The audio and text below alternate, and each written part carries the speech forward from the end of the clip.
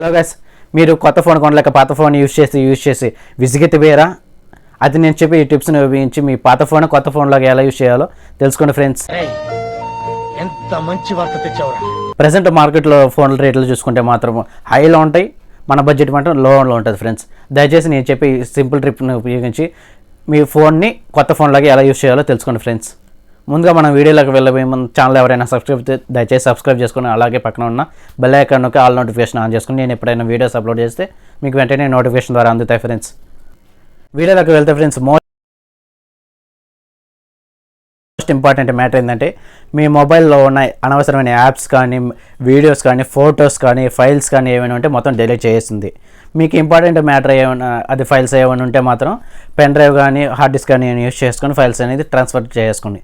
మొత్తం ట్రాన్స్ఫర్ అయిపోయిన తర్వాత మీ మొబైల్ అనేది రీసెట్ చేసుకోండి ఫ్రెండ్స్. రీసెట్ చేసిన తర్వాత ఫోన్ అనేది రీస్టార్ట్ చేసి మామూలుగా ఇన్స్టాల్ చేసుకోండి.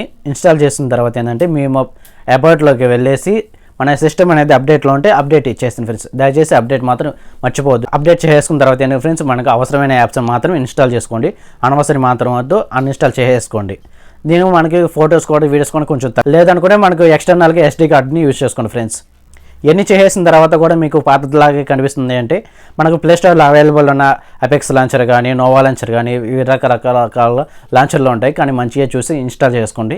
ఇన్స్టాల్ చేసుకున్న తర్వాత మనకి ఫోన్ అనేది పూర్తిగా కొత్తగా కనిపిస్తుంది ఫ్రెండ్స్. ఇంపార్టెంట్ ఏంటంటే ఫ్రెండ్స్, మన మొబైల్కి మెయిన్ కావాల్సింది బ్యాటరీ. మీ బ్యాటరీ బ్యాకప్ అనేది కరెక్ట్గా సరిగ్గా రాలేదంటే నేను దానికోసంగా ప్రీవియస్లో ఒక వీడియో చేస్తున్నాను, వెళ్ళి చూడండి, లేదా కింద డిస్క్రిప్షన్లో వీడియో లింక్ అనేది ఇస్తాను.